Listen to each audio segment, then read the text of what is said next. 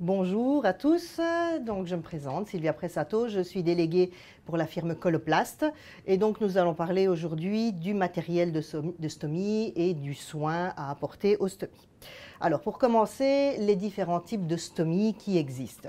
Donc une stomie, c'est de l'abouchement d'un organe creux au niveau de la peau et donc c'est le système digestif qui sera touché essentiellement, mais également le système urinaire.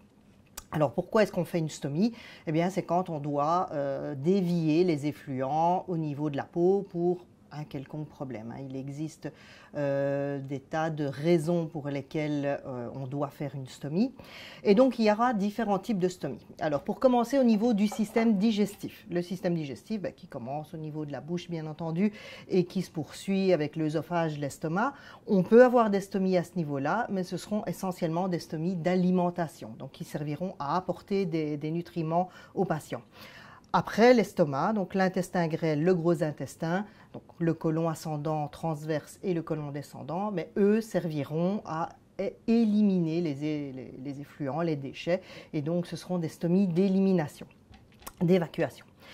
En fonction de l'endroit où est située la stomie, les effluents seront différents. Si on commence par la colostomie, donc la colostomie, comme son nom l'indique, la stomie est réalisée au niveau du côlon, essentiellement du côté gauche au niveau du côlon descendant. Eh bien, le trajet des aliments, des déchets aura fait quasiment un trajet complet. Et donc, on aura des selles qui seront quasiment normale, avec une consistance plus ou moins normale et une fréquence d'évacuation plus ou moins normale. Pour ce type de stomie, nous aurons affaire à des poches qu'on appelle des poches fermées. Donc une fois qu'elles sont pleines, on va les enlever et les jeter et remplacer par une nouvelle poche. Donc ce sont des poches qui sont fermées. Au contraire, quand la stomie est faite au niveau de l'intestin grêle, eh bien là, les effluents n'auront pas eu le temps d'avoir un trajet complet. Et donc, il n'y aura pas de réabsorption d'eau, ou en tout cas pas complètement, ce qui veut dire que les selles seront très liquides, puisque la majorité de la réabsorption se fait au niveau du côlon. Mais aussi, étant donné qu'on sera encore au niveau de l'intestin grêle, on aura la présence de sucs digestifs, sucs gastriques, la bile, etc., qui seront encore présents. Ce qui veut dire qu'on aura des aliments qui seront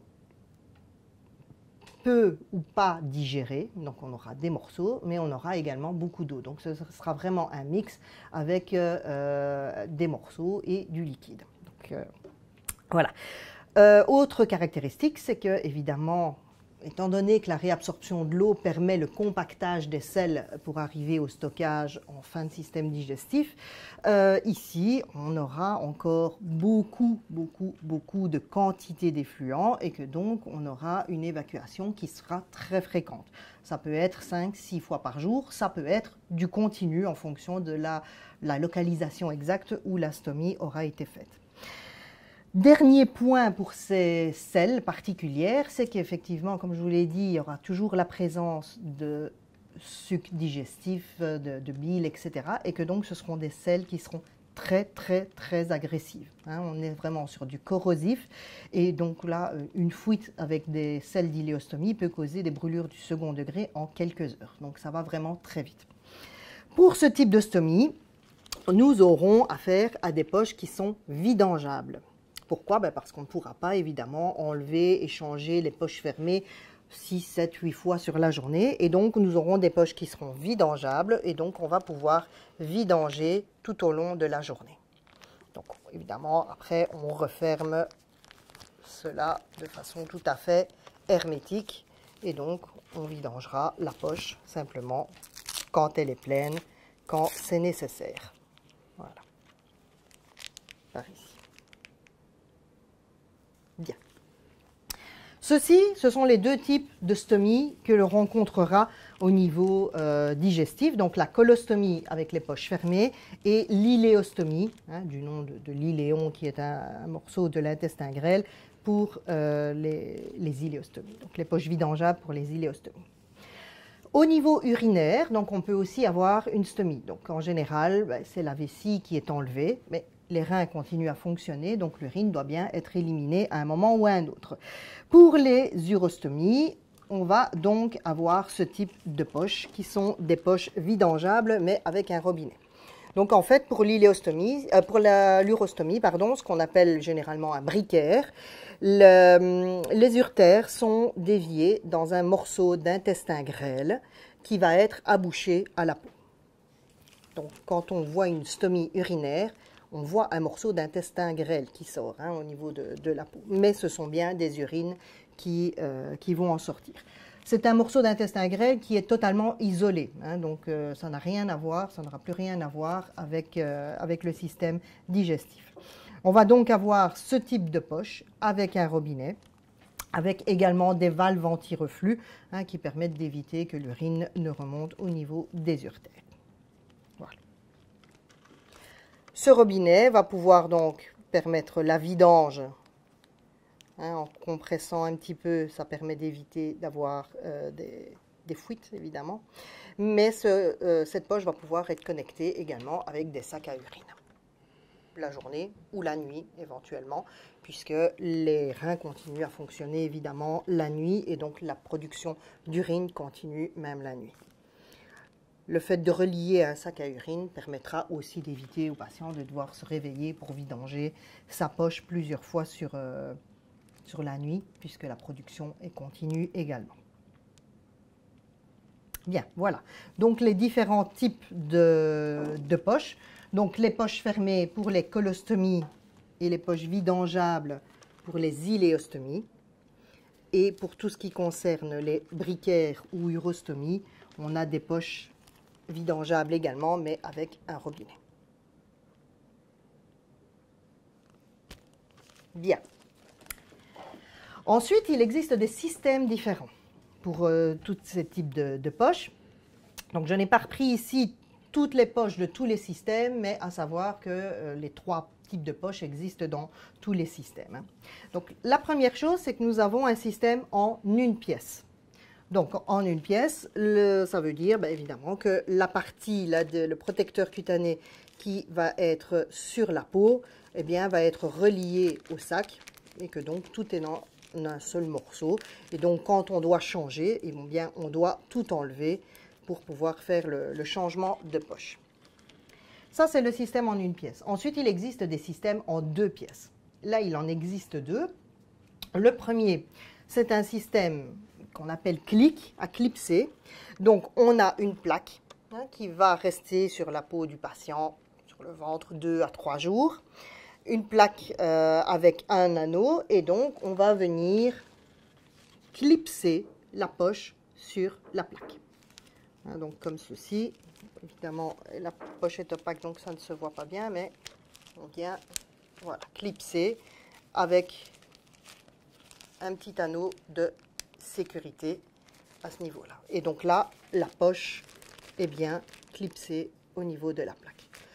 Quand on doit faire le changement, alors à ce moment-là, on vient juste déclipser la sécurité et on vient enlever uniquement la poche. La plaque reste sur le ventre du patient, on vient juste enlever la poche et on change uniquement la poche. Ceci est le premier système en 2 pièces. Un deuxième système en 2 pièces, donc le principe est le même, on a toujours une plaque et une poche.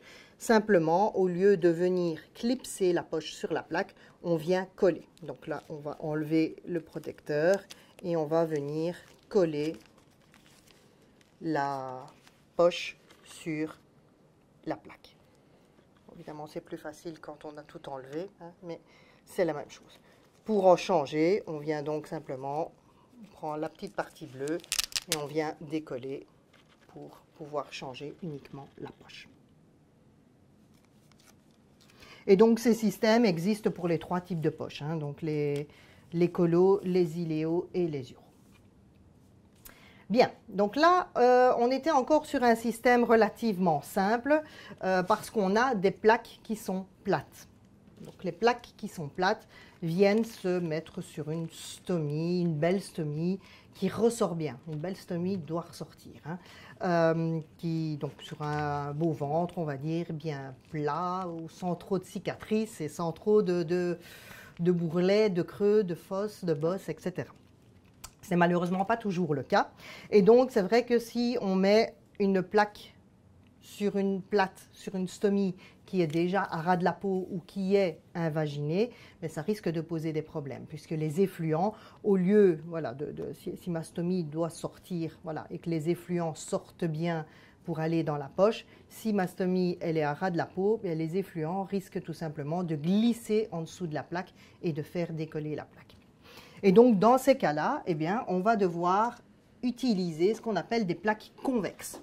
Donc, des plaques convexes qu'on va retrouver aussi bien dans les systèmes en une pièce que les systèmes en deux pièces. Ce sont des plaques, voyez, qui sont légèrement bombées, légèrement ou de façon plus importante parce qu'il existe aussi différents niveaux de convexité. Mais donc le fait d'avoir cette convexité, ça va permettre d'appuyer, on va dire, d'exercer une pression sur l'extérieur de la stomie pour faire ressortir la stomie et pour que les effluents en fait puissent sortir directement dans la poche et non plus en dessous de la plaque. Et donc, ces plaques convexes, voilà, on les a dans les systèmes à clipser, dans les systèmes à coller et dans les systèmes en une pièce, par exemple, avec les différents niveaux de convexité, comme je vous ai déjà dit. Bien, donc, 3 types de stomies, 3 types de poches, 3 systèmes différents avec des plaques plates ou des plaques convexes avec 3 niveaux de convexité différents. Donc ça fait quand même tout un nombre de possibilités différentes pour trouver le matériel le plus adapté pour le patient. Les plaques convexes vont être utilisées aussi quand la stomie est mal située, par exemple dans un pli, hein, donc quand elle est dans la zone de flexion par exemple, ou si voilà, hein, suite par exemple à une prise de poids ou à une perte de poids, des plis se forment tout autour de la stomie. Donc quand le patient bouge, évidemment, la plaque ne se retrouve plus placée de façon idéale et donc on a besoin d'un système convexe pour pouvoir assurer une étanchéité au niveau de la peau du patient. Chose importante, c'est que le système convexe doit être maintenu avec une ceinture. Pourquoi? Parce que, étant donné qu'on va justement exercer une pression au niveau de cette plaque, eh bien, cette pression doit être maintenue. Donc les ceintures, voilà, ce sont sur les plaques convexes et parfois sur certaines plaques plates, vous avez des petits œillets. Alors en fonction des modèles, c'est soit un œillet de chaque côté, soit 2 de chaque côté. Donc là, vous avez toujours la ceinture adaptée. Et donc, la ceinture va venir se fixer sur les œillets et donc être maintenue comme ça, avec une certaine pression au niveau de la peau, on va dire. Les ceintures sont réglables. Elles existent également en tailles différentes, en 2 tailles différentes, mais elles sont réglables. Voilà, donc on peut les ajuster vraiment à la taille du patient. Il ne faut pas que la ceinture soit trop large, ni qu'elle soit trop serrée, évidemment, pour ne pas faire garrot. Et donc, quand on doit placer une plaque convexe, sachant qu'on doit mettre la ceinture par après, important de pouvoir, je vais remettre juste ceci, voilà, bon, je le mettrai après, important que la plaque soit bien positionnée avec les œillets vraiment de façon horizontale. Parce que si on met la plaque comme ceci, on pourra mettre des bretelles, mais ça ne servira pas à grand chose, effectivement. Donc, c'est vraiment, les anneaux doivent vraiment être mis de façon horizontale. Alors, j'ai déjà commencé avec les accessoires en parlant de la ceinture. Il existe différents types d'accessoires qui peuvent être utilisés également avec le matériel de stomie. Alors, comme le nom l'indique, ce sont des accessoires. Ce n'est pas à utiliser systématiquement pour tous les patients, mais parfois ça peut aider également. Donc, un des accessoires les plus fréquents après la ceinture, ce sont les pads. Alors, les pads, Ce sont en fait des pâtes qui vont servir à faire un joint d'étanchéité. Ce n'est pas de la colle, hein, c'est vraiment un joint d'étanchéité. Pourquoi? Mais parce que voilà, il faut vraiment éviter que les sels, les effluents en tout cas, n'aillent en dessous de la peau et ne risquent de faire décoller le matériel et n'abîment la peau. Et donc, surtout avec l'iléostomie, puisque les sels sont très liquides et très corrosifs, le joint de pâte est obligatoire. Au niveau des pâtes, on va retrouver en fait différentes choses. On va retrouver des pâtes classiques avec alcool, donc c'est une sorte d'hydrocolloïde. Voilà, on montre ça comme ça. Donc c'est quelque chose qui est assez collant hein, au niveau du doigt. Donc ça va vraiment servir à faire un joint d'étanchéité. Donc c'est vraiment à positionner tout autour de l'astomie. Donc on le verra tout à l'heure quand on va faire le soin. Donc celle-ci avec alcool. Vous avez également de la pâte qui est la même, mais sans alcool. Le fait qu'il n'y ait pas d'alcool, ben, c'est vrai que si la peau est irritée, ben, ça permettra aux patients d'éviter d'avoir mal. Maintenant, le fait qu'il n'y ait pas d'alcool, c'est parfois un petit peu plus difficile à mettre. Il faut un peu plus de manipulation. Il faut chauffer un petit peu plus la pâte pour avoir un petit peu plus facile. Troisième type de pâte, qui est fort utilisé également, ce sont des anneaux. Donc les anneaux vont pouvoir être utilisés voilà, simplement en les étirant et en les adaptant à la taille de l'astomie. Vraiment tout autour de l'astomie en fonction de la taille ou de la forme de l'astomie. Voilà. Donc, ce sont vraiment des joints d'étanchéité. On peut comparer ça un petit peu au silicone hein, qu'on met au bord de la baignoire pour éviter que l'eau ne passe derrière la baignoire et n'aille en contact avec le mur. Ici, on est vraiment sur le même principe. Alors, à côté de ça, on peut utiliser de la poudre. La poudre, c'est une poudre qui va absorber l'humidité et qui va aider à la cicatrisation. C'est-à-dire qu'on va l'utiliser uniquement sur une peau qui est abîmée et sointante. Donc, quand on a vraiment une irritation cutanée, on va pouvoir utiliser cette poudre. Alors, c'est un spray, c'est une poudre qui ressemble un peu à du talc, vous voyez, mais qui va absorber l'humidité. Donc, quand elle va se trouver sur une zone qui est humide, cette poudre va absorber l'humidité et va se gélifier. Et donc va permettre également de refaire une couche de protection qui va protéger la peau et qui va aider à ce qu'elle cicatrise correctement en dessous de la plaque. Donc le tout après, c'est évidemment d'éliminer l'excédent pour pouvoir pour que le matériel colle, en fait, tout simplement. Alors, il existe également tout ce qui est protecteur cutané, donc pour protéger la peau. Alors, les protecteurs cutanés, on va les utiliser uniquement quand c'est nécessaire. Donc, un protecteur cutané va permettre de laisser un film, ou en tout cas une protection au niveau de la peau, mais on va l'utiliser uniquement quand la peau est plus fragile, plus sensible, chez des patients plus âgés par exemple, ou chez des patients chez qui le risque de fuite est accru. Hein. Donc on sait que le patient aura des problèmes de fuite régulière, ou en tout cas il en a régulièrement, et donc à ce moment-là on peut protéger la peau, notamment avec un cas d'iléostomie, puisqu'encore une fois, les sels sont là très corrosifs. Alors, le spray protecteur cutané ressemble un peu à celui-ci. Ce n'est pas le même flacon, mais c'est quasiment le même. Il est simplement gris. Et donc, c'est un protecteur cutané sous forme de spray. Donc, il suffit de vaporiser et de laisser s'évaporer. C'est très rapide. Ce sont des silicones volatiles, donc ça va très vite. Ça existe également sous forme de crème. Bien que là, c'est un petit peu plus délicat dans le sens où, comme c'est une crème, il faut vraiment éviter d'en mettre une trop grande quantité. Même si c'est conçu pour le matériel de stomie, il faut vraiment être très parcimonieux et vraiment utiliser un demi-petit poids hein, pour dire que ça ne laisse pas de couche grasse, mais que ça pénètre quand même correctement au niveau de la peau.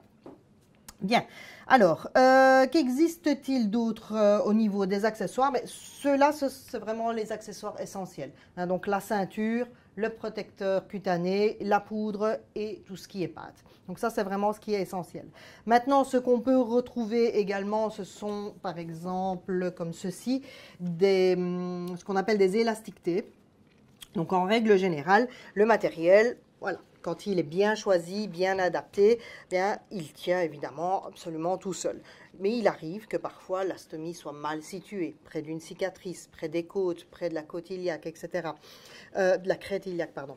Et que donc l'extérieur finisse parfois par se soulever un petit peu, se décoller. Et donc, ben, évidemment, c'est un risque pour que la plaque se décolle.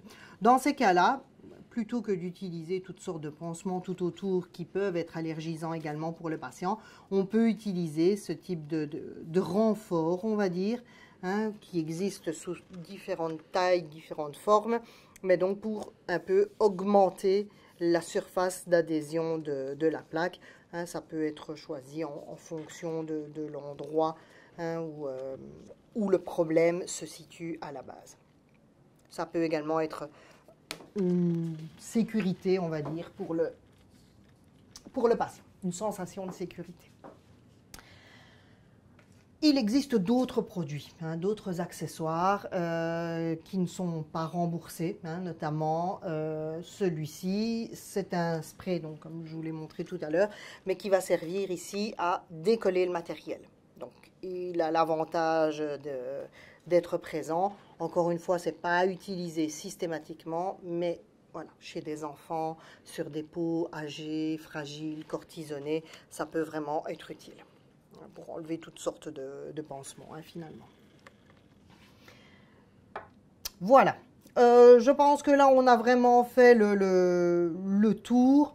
Voilà, on retrouvera encore l'une ou l'autre chose au niveau accessoires, mais alors ce sont des accessoires qui ne sont pas remboursés et qui ne sont pas, je dirais, utiles pour le soin de stomie de base.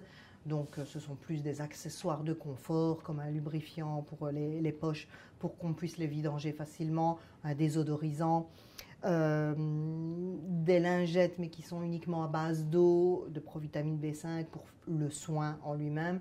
Mais c'est vraiment des cas d'utilisation plus exceptionnels, on va dire ça comme ça. Voilà, je pense qu'au niveau des accessoires, je pense avoir tout dit également. Et donc, pour le matériel, on a fait le tour. Et donc, on va pouvoir passer aux soins proprement dit.